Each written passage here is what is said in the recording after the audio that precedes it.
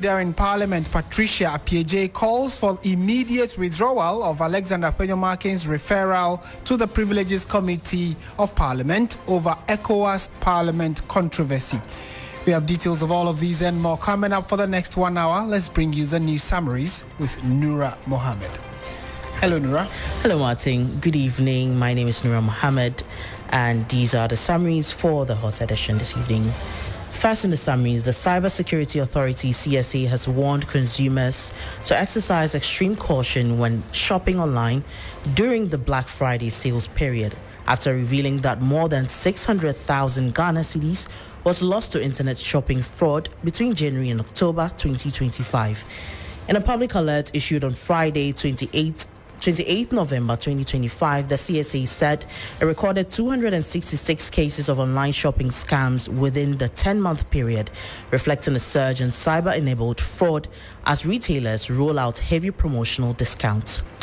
Also, the Artisanal Small-Scale Miners Association in Obuasi is demanding from government and Anglo Gold Ashanti AGA an immediate step to secure a designated mining area for its members. The association has issued a 1-week deadline for authorities to respond. The association says it has run out of patience following what it describes as months of stalled engagement after the January 18, 2025 incident in which 9 residents were killed when soldiers guarding the Anglo Gold Ashanti concession allegedly fired gunshots at community members. Now, still on Galamsey, Executive Director of the Ghana Center for Democratic Governance, CDD Ghana, Professor Kwesi Prempeh, has wondered why the police will get themselves involved in arresting persons who make defamatory comments against ministers of state. Now, Prof. Prempeh made the point that the defamed minister has a right to cause his alleged defamer to retract and apologize or face a civil defamation suit for damages. Also, Guinea-Bissau's deposed President Umaro Sissoko Embalo has arrived in neighboring Senegal following his release by military forces that toppled his government this week. Senegal's authorities have announced it follows negotiations by the regional West African bloc ECOWAS to secure his transfer amid rising tensions in Guinea-Bissau. Senegal's foreign ministry said in a statement that Embalo had landed in the country safe and sound on a chartered military flight on Thursday. That'll be all for the summaries. Over to you, Martin. Thank you very much, Nura, for the news summaries. Let's settle for the details of our stories now. We are starting from the Ashanti region because the Kumasi High Court has ruled that both Priscilla Ofori, popularly known as Odobroni, and Akosia Sewa Fosu are the customarily married wives of the late Daddy Lumba, the highlife icon. The judgment delivered by Justice Dorinda Smith Arthur dismissed the plaintiff's request to be declared as the only surviving wife.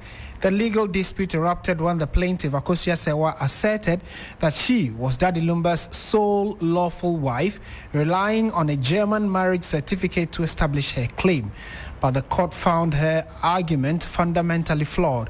Let's speak to Ibrahim Abubakar, our correspondent in the region, who followed this particular case for us in court. Ibrahim, thank you for your time. Tell us more about this judgment. What exactly were some of the considerations before the judge arrived at this decision?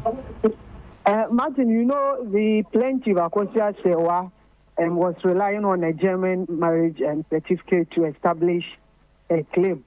And when, according to the judge, the document presented was an extract, so they couldn't authenticate it and also even validate those documents.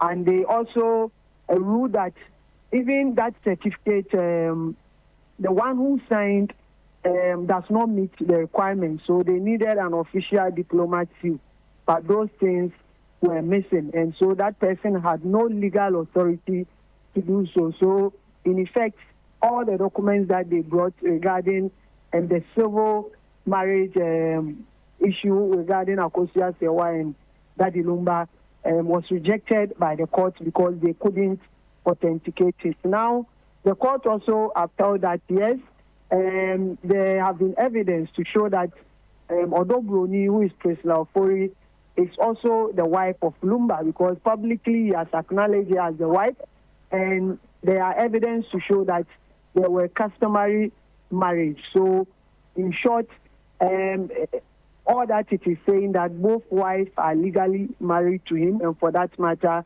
they will all be allowed to perform the widowhood plan. So it is kind of a win-win situation, even though clearly you could see lawyers of the plaintiff unhappy because they brought the matter before the court, the question that their client be declared the only surviving wife of the late highlife legend. But for the lawyers of the defendants, they believe that it is a win-win situation, and that is what Daddy Lumba himself has been yearning for, so that after his demise, there will be peace.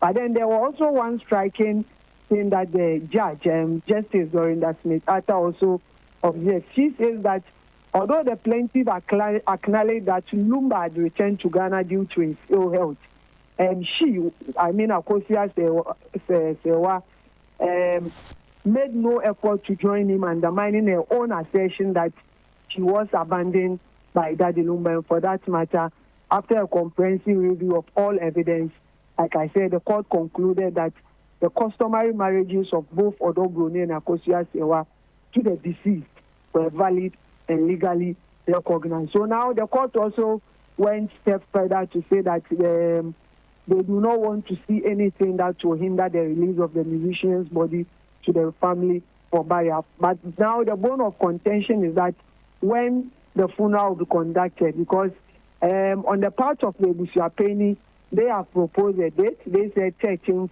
of December. That's when the funeral will be held at the Baba Yara Sports Stadium. But on the part of the plaintiff and also some other sisters of Daddy Lumba, they are also insisting that the funeral will be held, that's next year, March 14th. So we now await to see whether the funeral will be held on 13th December or it will rather be pushed to 14th March 2026. I only can wonder what Daddy Lumba is thinking about all this back and forth, But Ibrahim, tell us about the reaction from both sides to the ruling, and how are they carrying on from there? Is it that you could tell from maybe their body language that, well, based on this ruling, let us mend our differences and move forward, or there clearly is still some disagreement and acrimony between them? Well, Martin, I can tell you that the agreement is still visible, because when they even came out of the courtroom, you could clearly see on their face that some were unhappy, some were happy, because for the team of Akosia Sewa, almost all of them were unhappy. They came out, they just left, and some were even raining insults on the others. And we have supporters of both parties also coming to the courtroom. So today,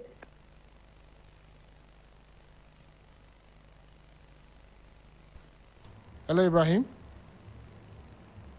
Unfortunately, we seem to have lost Ibrahim on the line. He's our Ashanti regional correspondent and giving us an update of what happened in court. But the lawyer for Akosia Sewa, or some of you may know her as Sewa Bruni, her lawyer has been speaking right after the judgment was given. Let's listen to him. I disagree, but I respect it. So going for that, do you have anything to do? It will depend on what my client says. You see, when my client says that, I should appear away. Right, that is lawyer for Sewa Bruni, and clearly the indication is that the judge in the Kumasi High Court has said that both women were legally, or henceforth, should be recognized as wives of the late Daddy Lumba. Let's listen to the lawyer for the other party to this suit, who has also been speaking to the media right after the developments today.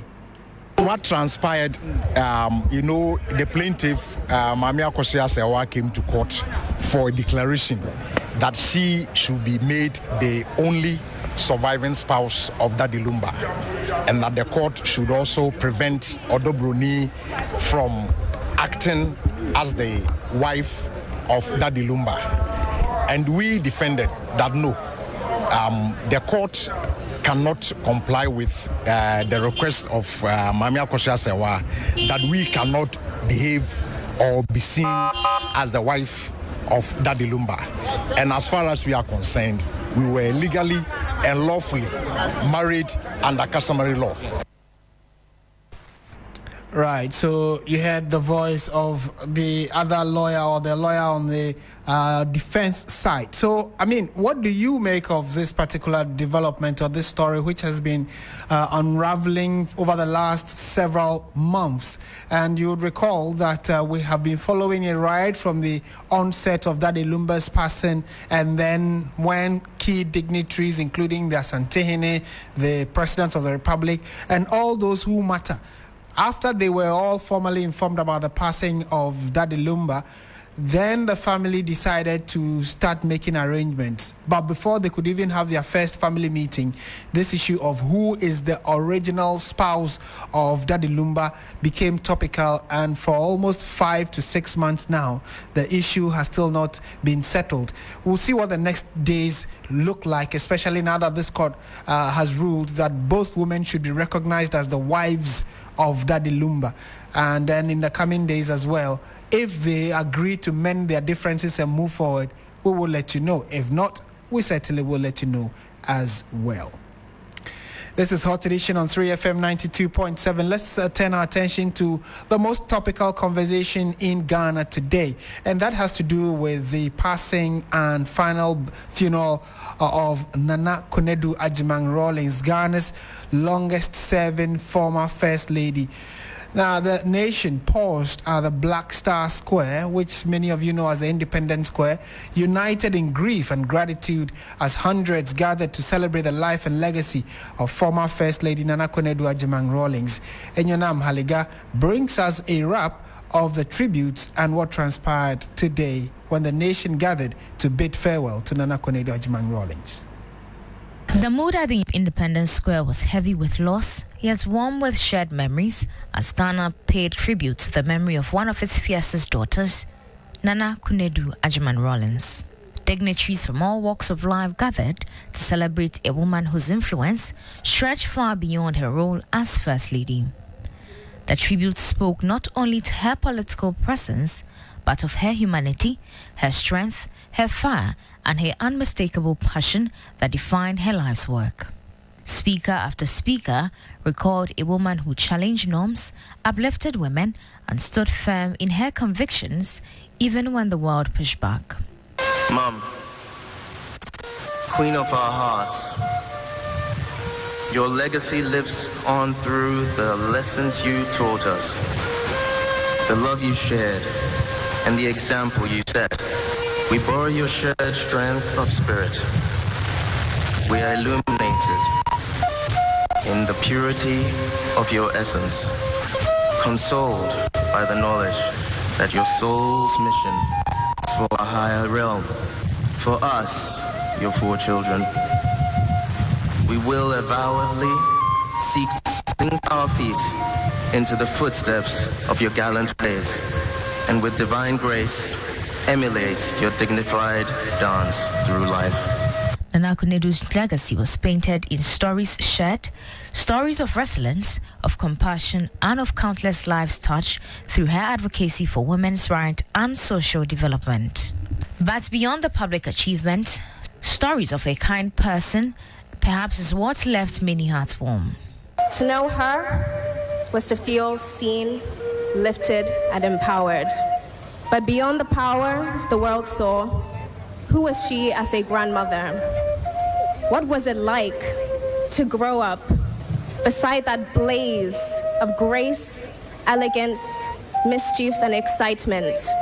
She was the most fascinating woman, with stories pouring out of her every time she spoke.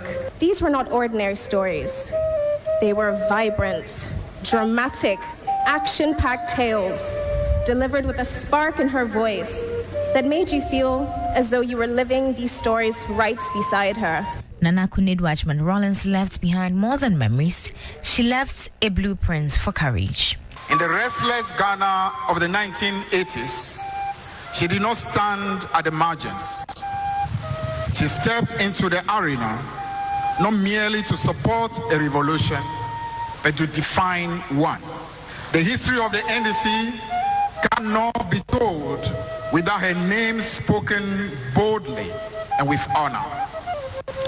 She was not an observer of the struggle. She was an architect of its success. Nana Konadu Agyemang-Rawlings may be gone, but the echoes of her work and her spirit continue to resonate. For many young women today, her life is a charted course towards achieving even greater heights for women. And you heard a wrap of what happened at the Independence Square earlier today when the nation gathered to bid farewell to Nana Konadu Agyemang-Rawlings. May her soul continue to rest in perfect peace. Let's go to Parliament now. The Majority Chief Whip, Roxy Nelson Dapamekpo, has criticized what he described as attempts by the minority to denigrate the reputation of the Tamale High Court judge who presided over the Pandai parliamentary election petition. It follows the earlier concerns expressed by the minority leader over the delayed release of the full judgment, despite assurances it would be ready by Friday. Now, the NPP's Northern Regional Executive Committee has vowed to resist the High Court's decision to annul the Pandai parliamentary election, with Communications Director Danjuma describing it as a grave miscarriage of electoral justice and an affront to democracy. In a moment, we'll speak to our correspondent, but who's in Parliament. But let's listen to the majority leader, who earlier had given concerns about what he made of the court's ruling.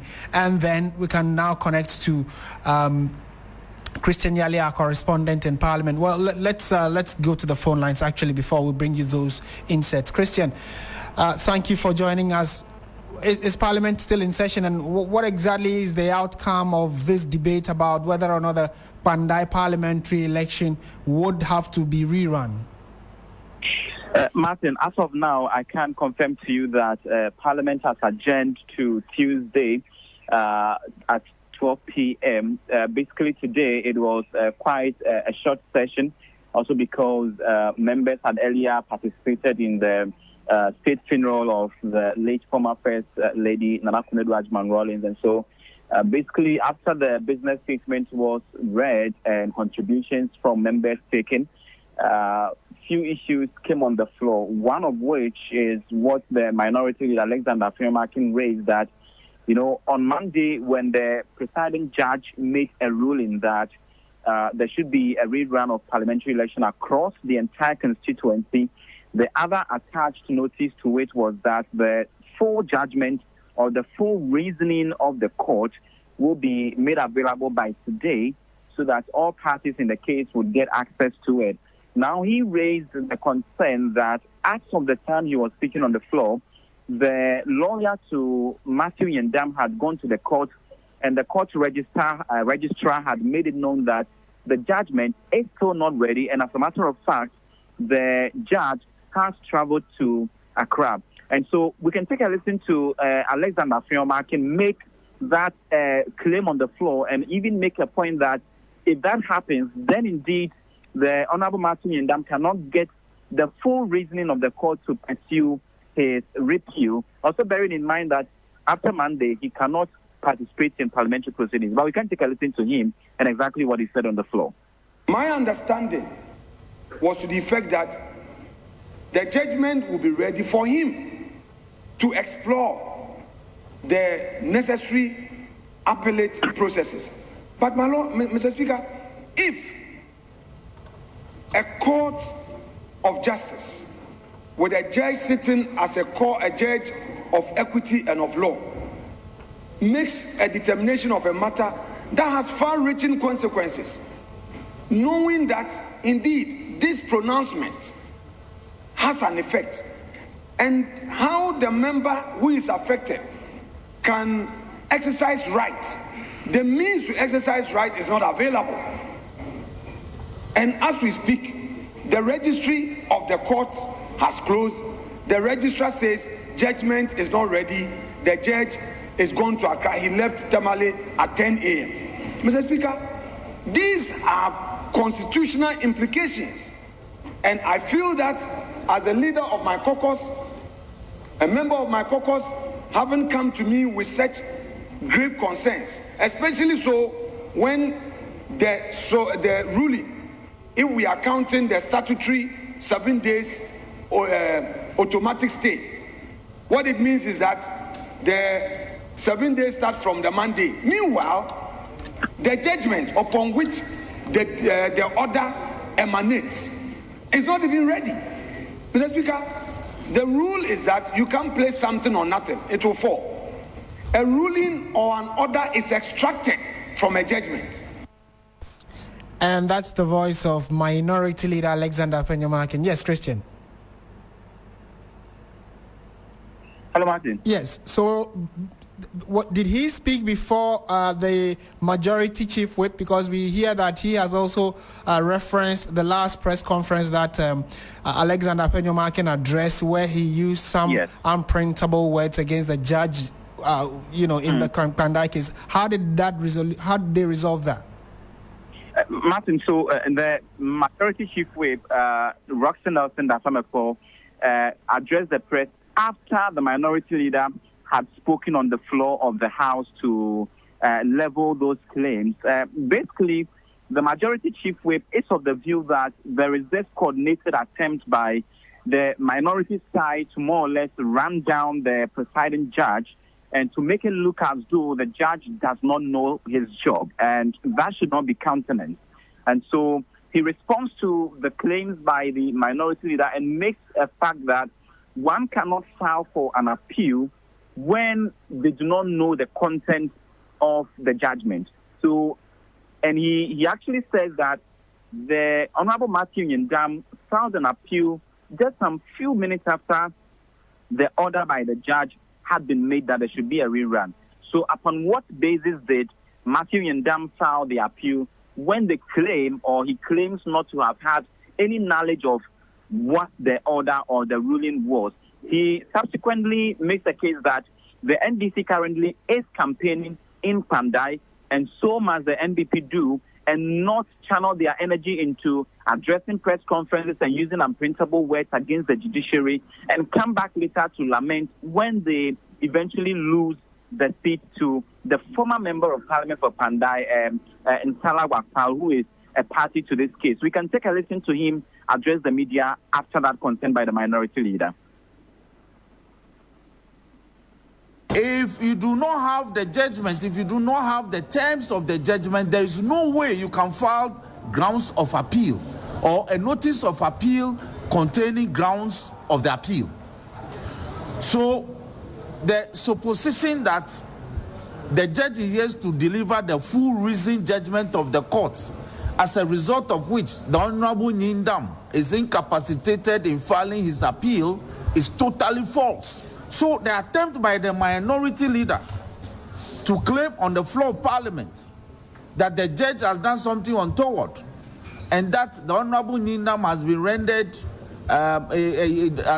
incapacitated in filing further processes is absolutely incorrect.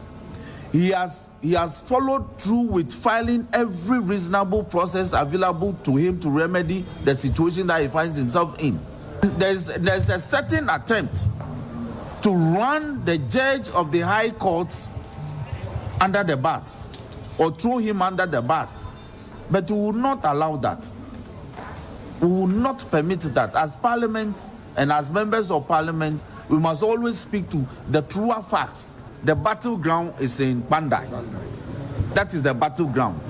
The battleground for rerun of this parliamentary elections is not in the foyer of Parliament, not a long press statement peddling or citing inaccurate facts to the public. The job is on the ground. They should leave their comfort zones. We, NDC, we are on the ground. We are working. We are working as we speak. NDC, we are working. We are in Pandai. We are campaigning. They won't come and campaign. When they lose, then they blame innocent people. Because this time, violence won't give them victory. So if Speaker says there's automatic stay of 7 days, that is the law. Yes. And the law is the law. The law is the law. After Monday, we'll raise further matters. This matter, whatever it is, the rerun is in Pandai. Sure. And that's Roxanne Nelson Dapamakpo, the Majority Chief Whip. So in wrapping up, Christian, what else can you tell us transpired? Like you said that it was a short sitting today.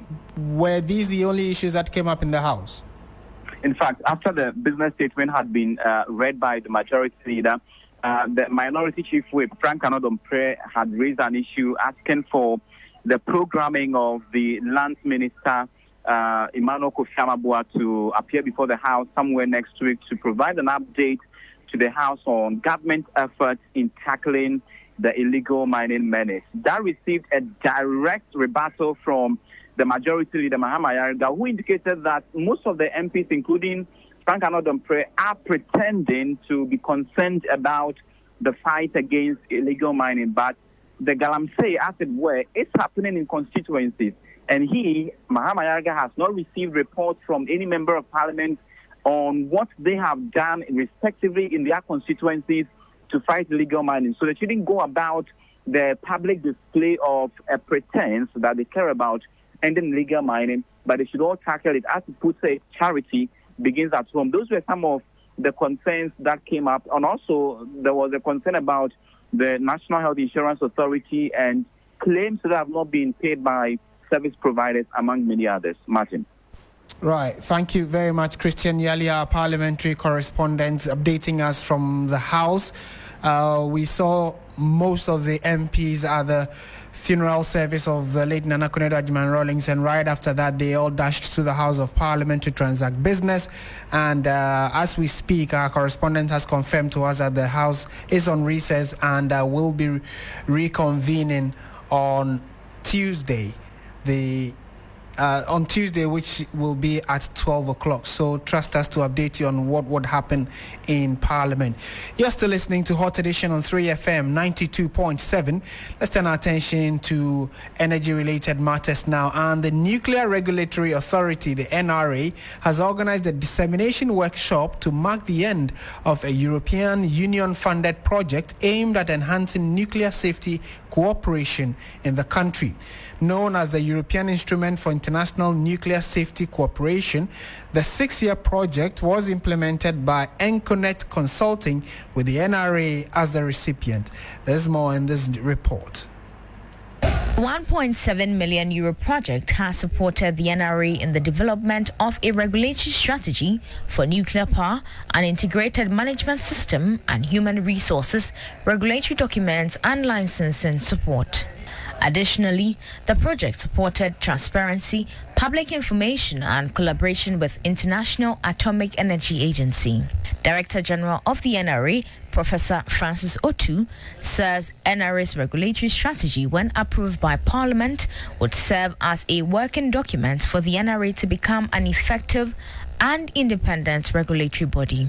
Meanwhile, Director of Nuclear Installations at the NRA, Emmanuel Amwako, said the project has strengthened the regulatory infrastructure for nuclear safety. It's good to tell the good stories so that you would be able to encourage other partners to provide as much support as possible. So this meeting or this workshop was to provide a platform for the contractor, which is ENCO, the European Union, the main sponsor, and the Nuclear Regulatory Authority, who is the recipient of the support. Deputy European Union Ambassador to Ghana, Jones Clares, explained that the INSC was a dedicated tool to promote nuclear safety, radiation protection, and effective safeguards in countries outside the EU. Nuclear safety, not just in handling of this energy source, but also for protecting the communities, for protecting the waste management afterwards. So as Ghana is gearing up to further develop its nuclear energy capabilities, we'll stand by their side to help ensure nuclear safety.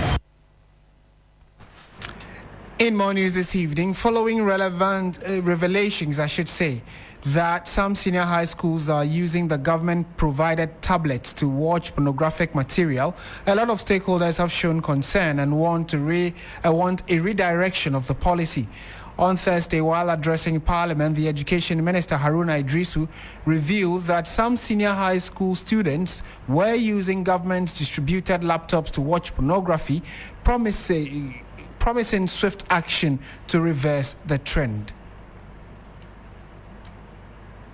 I inherited a contract worth about $337 million where some 1.3 million tablets was to be distributed across the country to all free senior high schools in the country so that learners can have access to digital tools. I'm told that deployment of that is around 980,000. We are through GET funds supporting the distribution across the country. But my attention this morning, Mr. Speaker, was drawn to the fact that many of the devices are not customized and the students are using it for other purposes, including pornography, which is not acceptable. And therefore, Mr. Speaker, government is taking a high view of it, and there must be restrictions as to what the tablets can be used for, and it should be used strictly for purpose of study.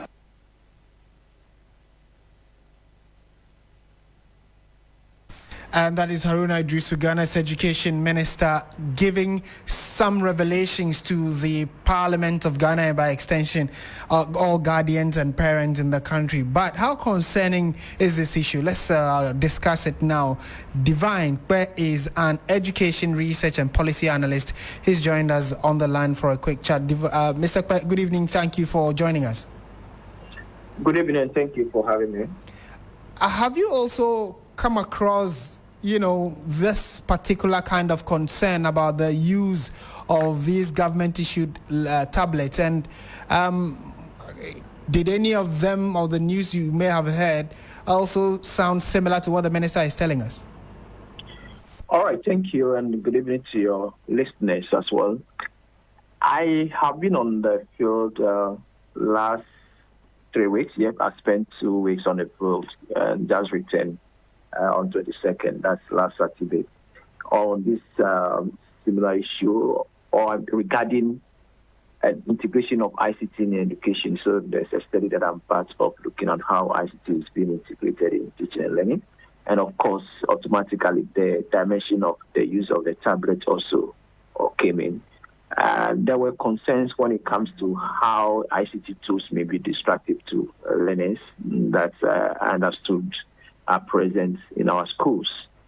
But I did not come across directly the usage of the devices for pornographical purposes. But teachers were concerned about how students use the devices other than what it should have been intended for. For instance, some of the devices have radio, so some students use them for radio listening to music. Some of them watch movies with them. They load movies on pen drive and then slot them to watch during prep hours. So some of these concerns were raised during my field visit last week, not specifically about pornography, but the minister mentioned it. Of course, it tells that it's another dimension of how the device is being misused by the student, and it is concerning, and therefore calls for us to have a conversation about how we can ensure security around the device so that the students cannot be able to use them for other purposes. It is not something that cannot be done.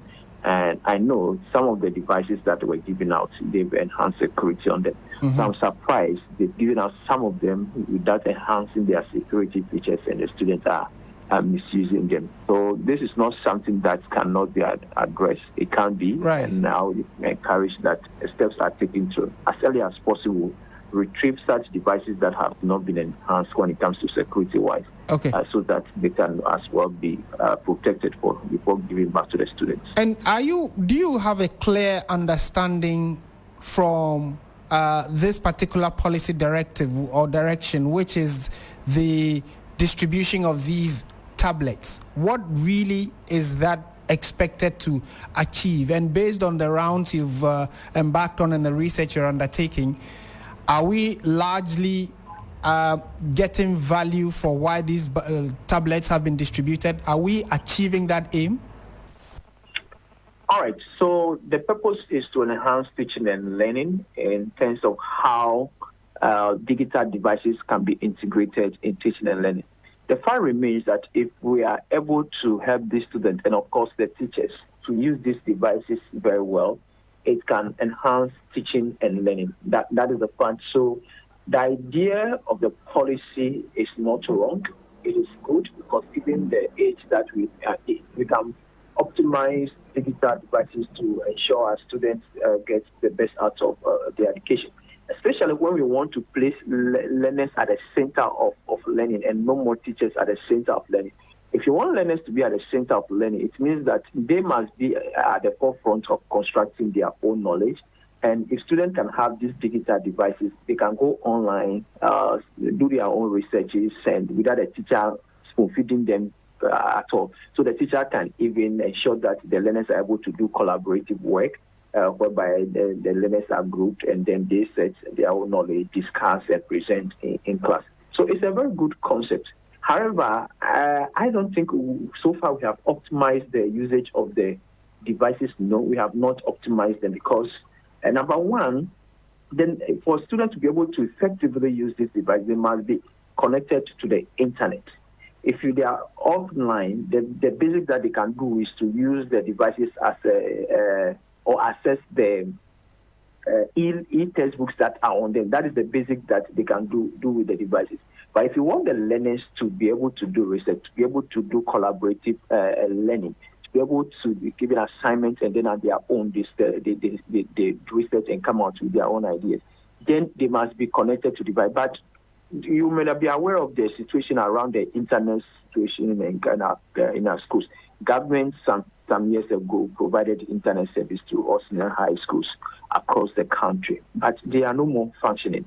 So students cannot connect to the internet, and therefore the basic that they do with these devices are just to access e-textbook. That is very limiting. And if you have that, it tells you that students even may not even know beyond what to use the devices for.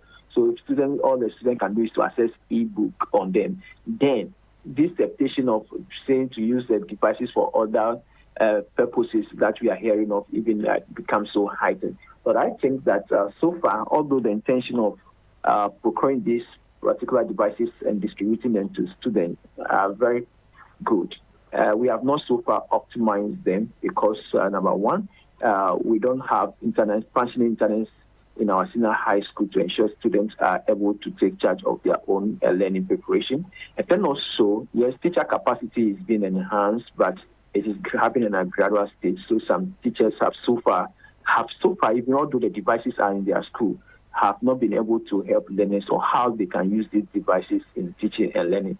So maybe only a few teachers are so far utilizing the devices in their teaching and learning, and a large number are not. So there's a need for us to also to capacitate teachers on how they can help their learners to be able to use these devices in teaching and learning. So that gap also exists, and I'm sure if we're able to address these two main gaps, capacitate teachers, have functional ICT in our schools, then we can be able to maximize the purpose for which we procure these devices for. Right. So my final question would be, how do we approach this? The minister is more or less threatening that some strong sanctions or action will be taken in this regard. How should this action be taken, and do you believe or think that we need to do further consultation so we can get the buy-in of even parents? Because I don't think the students use the devices only on campus. So parents, teachers, and government, so we can be sure that what these devices are being distributed for will be largely achieved. What's your proposition going forward? Yes, the main concern by the minister is using it for other purposes, and then there's pornographical aspect also comes in. For pornographical aspects, it's something that can be addressed within a short time. All it needs to customize the devices by having endpoint security so that the student cannot be able to use them for other purposes other than for their educational purpose. Besides that, we have systems where the devices can be remotely monitored. So all the devices at the school level, we can have a system that at the school level, the ICT coordinator, now secondary schools are having ICT coordinators. It used to be ICT teachers or head of ICT department that's coordinating ICT issues in the school. But because they have to combine that with teaching and learning, now government has posted dedicated ICT coordinators to the school so that teachers can focus on teaching their ICT. So these coordinators can have a back end that at the center end, they can monitor students' usage of these devices. What website do these students visit if they are connected online? What are they using them for? Which apps are they using? these are things that essence can be, or these are things that can be done at the school level. If students are aware that our devices are being monitored at the school level, then they know that, look, it's not that I'm doing it secretive or I'm hiding it. Somebody is still can still watch me. So they become more cautious. So we need to have the endpoints where they can access some sites.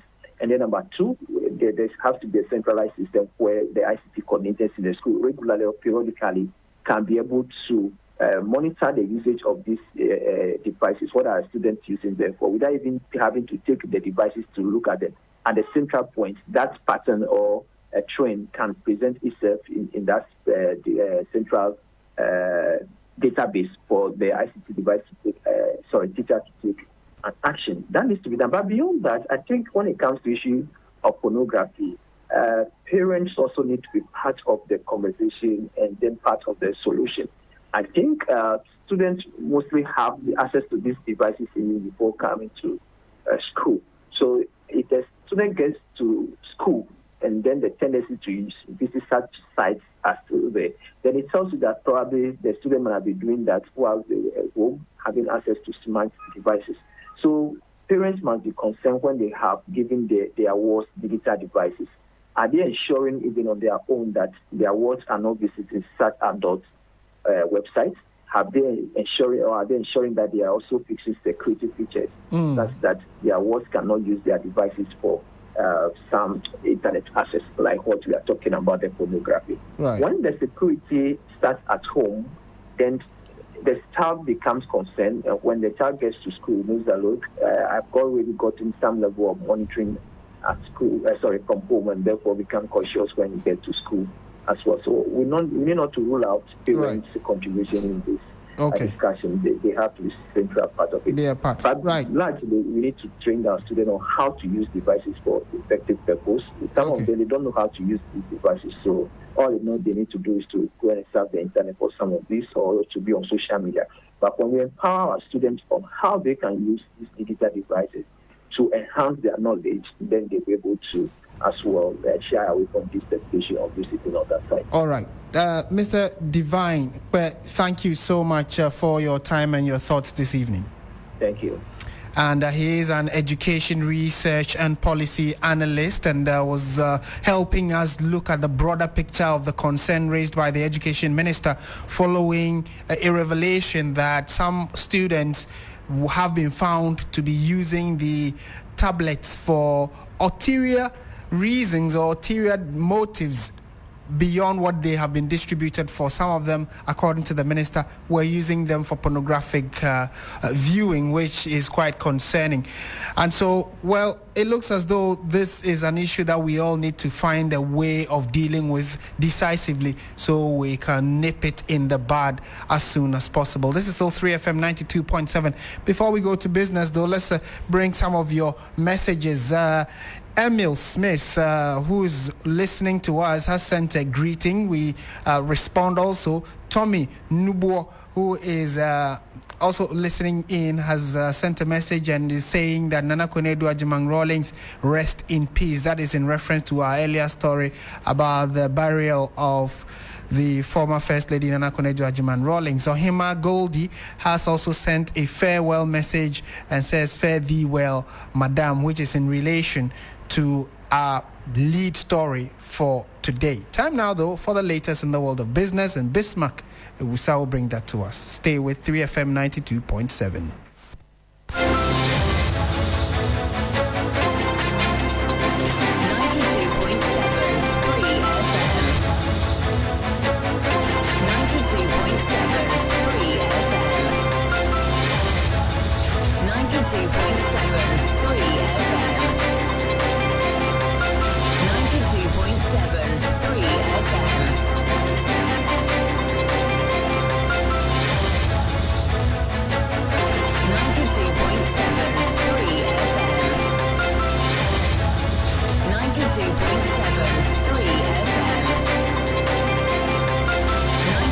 92.7. Hello, good evening and welcome to the business segment on Hot Edition on 3FM 92.7 with me, Bismarck. Also coming up tonight, Ghana Revenue Authority launches investigation into alleged extortion by Customs Task Force in Ashanti region. We'll bring you details of this story and others lined up for you. Please stay.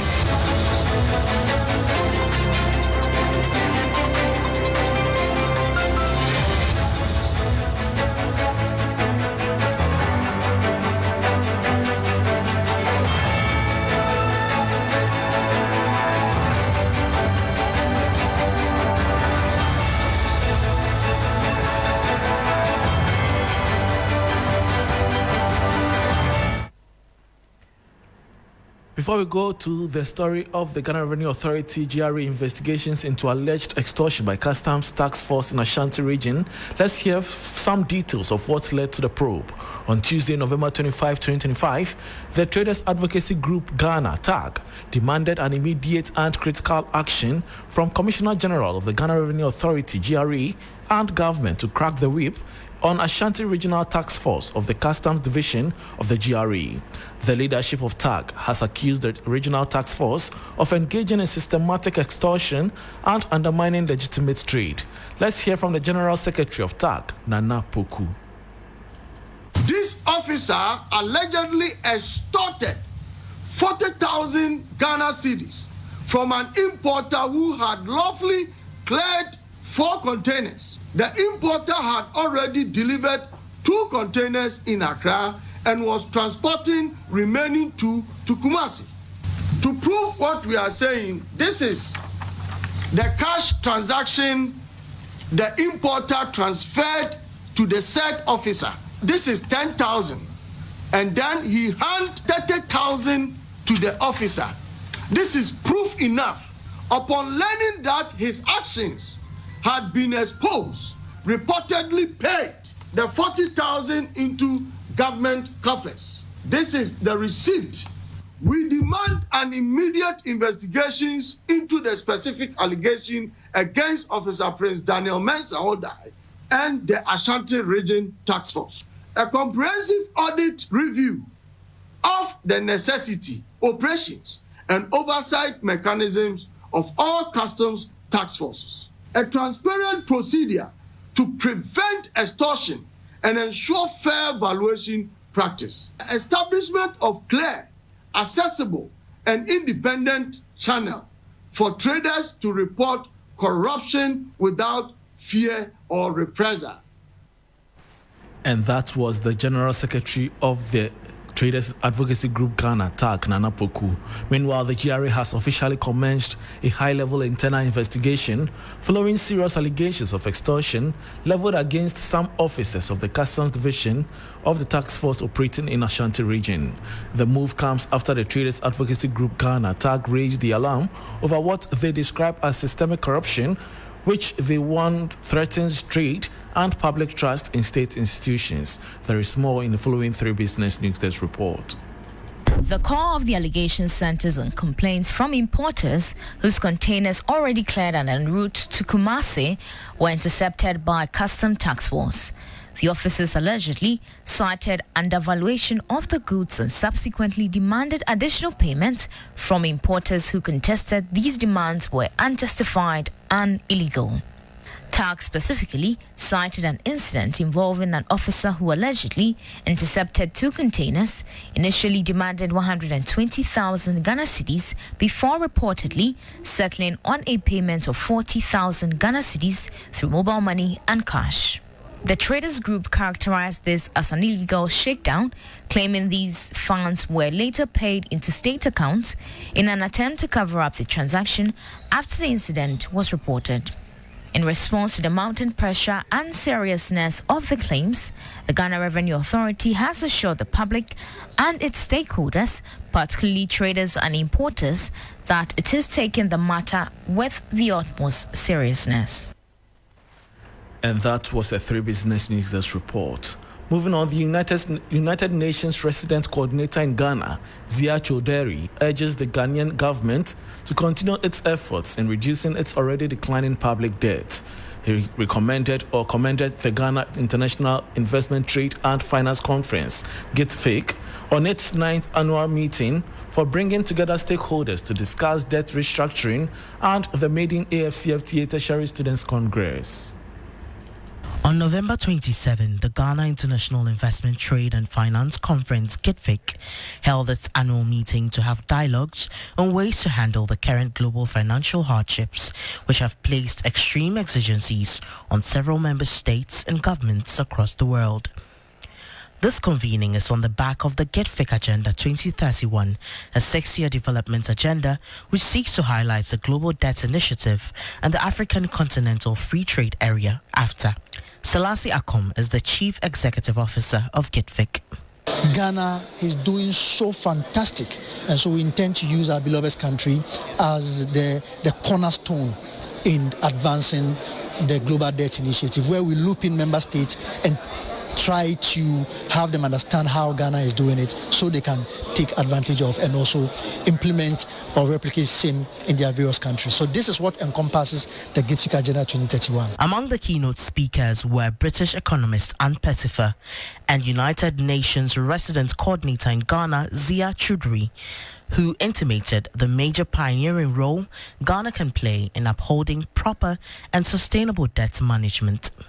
For me, one of the biggest challenges facing Ghana, and I'm looking at the young people in this audience, is not the debt problem. It's not the fiscal problem.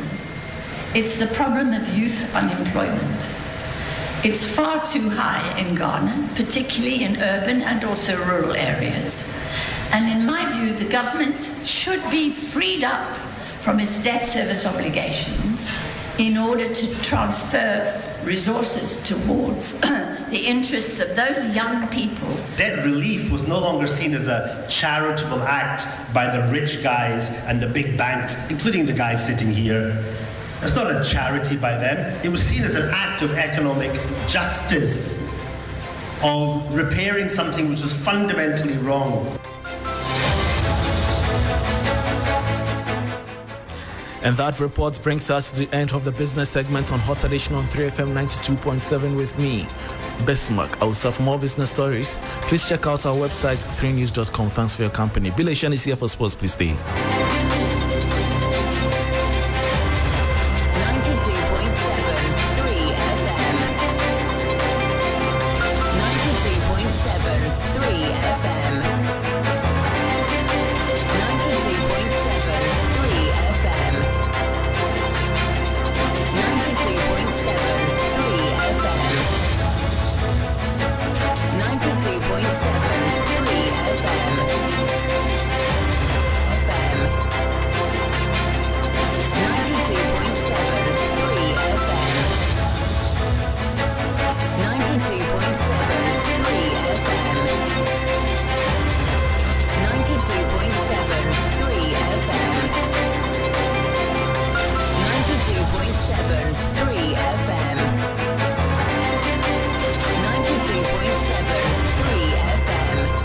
Hello, good evening and welcome to the sports segment here on the 3FM Hot Edition. My name is Bill Ishen. Let's start off from the Ghana Premier League, where former 11 Wonders head coach, Coach Jay Sapong, has cautioned other head coaches who are considering taking the job of 11 Wonders, stating that they will be digging their own grave if they decide to take on that particular club. Now, Jay Sapong recently resigned from the club after managing for just 3 games and struggled to get any victory from those 3 games. Now, he spoke in an exclusive at TV3.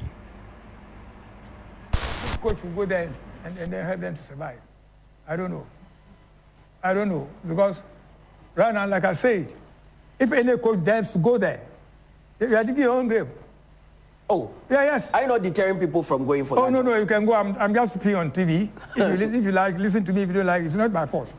That is my way of I'm telling you. In the Olympics, you are talking about Olympics, they have the management in place. So the management will talk to you. Other teams have management in place, they will talk to you. This one, I didn't see any management member. It was the team manager, myself, and the assistant coach. 9 members of the game, of the time, even the kids officer refused to come into training. The goalkeeper's trainer didn't come. The physiotherapist was not there. Coaches may go there, but I'm telling you, this is what we are going to see. Unless, of course, within 24 hours or 48 hours, things have changed. By me, I'm not going back. That was Jay Saponde, former head coach of 11 Wonders FC. Now let's talk about some more football here. But in the women's division, the Black Queens have been preparing very, very feverishly for their friendly game against England. Now they began camp in England on Thursday with 16 players reporting to camp, and we understand that 22 players trained earlier today in England on their second training session, and that match will be taking place in England against England's women's team on the 2nd of December 2025. Now, to some of the stories, Arne Slot, who is the head coach of Liverpool, has stated that he can handle the pressure after his recent struggles. Now, Liverpool lost by 4-1 to PSV in the UEFA Champions League on Wednesday night, putting some further pressure on the manager. There's a lot of pressure if you work or play at a top club. And even more so if you start losing more games than this club or this players or this manager is used to. So then there's always pressure. But there was a lot of pressure last season as well for us to win the league. And now it's a different kind of pressure because we've lost so many games. But what it does to me, I can just do the same, but I don't have to play. So maybe my job is a little bit easier if it comes to this. Because I think it's hard for every player. If you are in a bad run of results, if you go down immediately after 3 minutes, and then you play a good first half, and then 10 minutes after halftime, again you concede. So we get knock after knock after knock, which is hard, but that's why I keep saying that, especially when that happens, we have to keep fighting, and that's what we've done so well last season. That was Arne Slot, the head coach of Liverpool. Here are the fixtures in the Premier League for round 13. Brentford will be facing Burnley, Man City will host Leeds, Sunderland will host Bournemouth, Everton will host Newcastle, Tottenham will host Fulham, Crystal Palace will be hosting Manchester United, Aston Villa will face Wolves, Nottingham Forest will face Brighton, West Ham United will face Liverpool, and the biggest one of the weekend will be Chelsea versus Arsenal at the Stamford Bridge. Bringing an end to sports here on the 3FM edition, and also bringing an end to this particular episode of the 3FM Hot Edition. We'll see you same time on Monday to give you some more updates. Until then, have a great weekend.